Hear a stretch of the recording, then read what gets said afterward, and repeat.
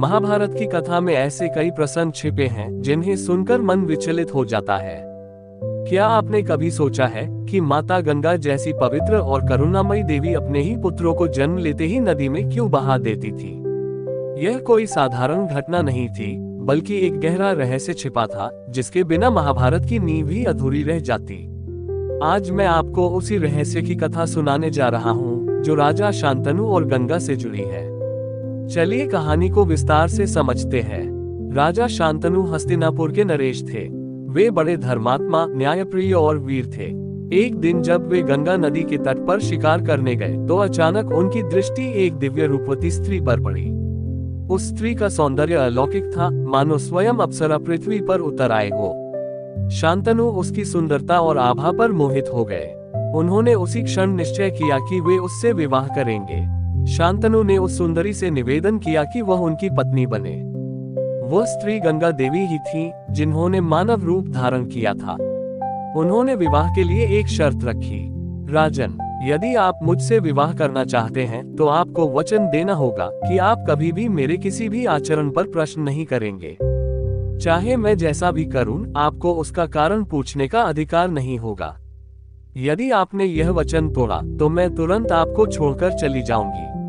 राजा शांतनु सौंदर्य और प्रेम में इस तरह बंध चुके थे कि उन्होंने बिना देर किए शर्त स्वीकार कर ली। दोनों का विवाह हुआ और गंगा शांतनु की रानी बनकर महल में आ गई। कुछ समय बाद उनके गर्भ से एक पुत्र उत्पन्न हुआ। राजा अत्यंत प्रसन्न हुए कि उनका वंश आगे बढ़ेगा। किंतु गंगा ने उस शिशु को जन्म लेते ही गोद में उठाया और बिना किसी भाव के सीधे गंगा नदी की ओर चली गई। शांतनु विस्मित होकर देखते रह गए। उनके हृदय में पीड़ा हुई, परंतु वचन याद आते ही वे मौन रह गए। गंगा ने शिशु को नदी में प्रवाहित कर दिया। राजा का हृदय रो पड़ा, पर वे कुछ बोल नहीं पाए।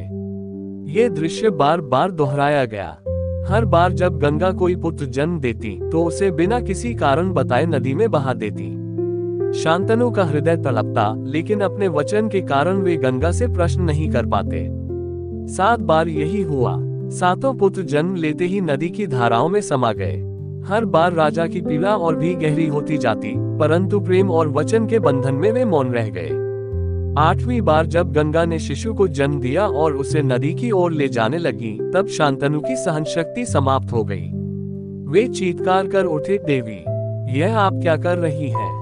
7 पुत्रों को तो आप पहले ही नदी में बहा चुकी हैं। अब इस नवजात शिशु को भी नष्ट करना चाहती हैं। यह अत्याचार है। गंगा मुस्कुराई। उन्होंने कहा, राजन, आज आपने अपना वचन तोड़ दिया। अब मुझे आपको छोड़कर जाना ही होगा। परंतु जाने से पहले आपको ये रहस्य बता दूंगी कि मैंने ये सब क्यों किया। गंगा शांतनु के सामने खड़ी थी। उनकी आंखों में करुणा और रहस्य की गहराई थी। उन्होंने धीरे से कहा, राजन, आप सोचते होंगे कि मैंने निर्दयी होकर अपने ही पुत्रों को नदी में बहा दिया, परंतु ये किसी माँ का हृदयहीन कर्म नहीं था। इसके पीछे एक पुराना श्राप छिपा हुआ है। गंगा ने बताया कि प्राचीन काल में 8 वसु, जो दिव्य लोकों के अत्यंत तेजस्वी देवता थे, महर्षि वशिष्ठ के आश्रम में एक घटना के कारण शापित हो गए। वसुओं ने महर्षि की आज्ञा का उल्लंघन किया और उनकी गौ नंदिनी को हर लिया। इससे क्रोधित होकर वशिष्ठ ने उन्हें श्राप दिया कि वे सबको पृथ्वी पर मनुष्य योनि में जन्म लेना होगा। वसु देवताओं ने करुणा के लिए विनती की।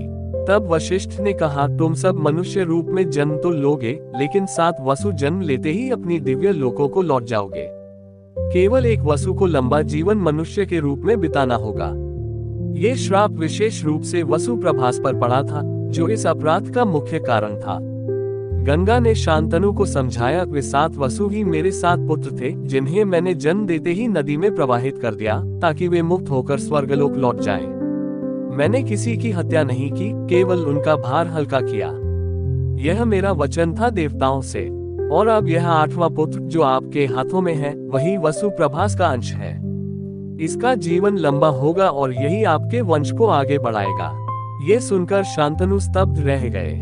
उनके हृदय में थोड़ी शांति आई, परंतु ये जानकर वे व्याकुल हो उठे कि गंगा अब उन्हें छोड़कर चली जाएंगी। गंगा ने शिशु को राजा के हाथों में सौंपा और कहा, ये तुम्हारा पुत्र है। इसका नाम देवव्रत होगा। यह महान प्रतिज्ञा और असाधारण शक्ति का धनी होगा। संसार इसे युगों तक याद करेगा। इतना कहकर गंगा नदी की लहरों में विलीन हो गईं। राजा अकेले खड़े रह गए, किंतु उनकी बाहों में एक ऐसा बालक था जो आगे चलकर महाभारत की कथा का केंद्र बनने वाला था, भीष्म पितामह। आज की कहानी समाप्त हुई। ऐसी ही रोचक कहानियों को सुनने के लिए वीडियो को लाइक, शेयर और चैनल को सब्सक्राइब जरूर करें।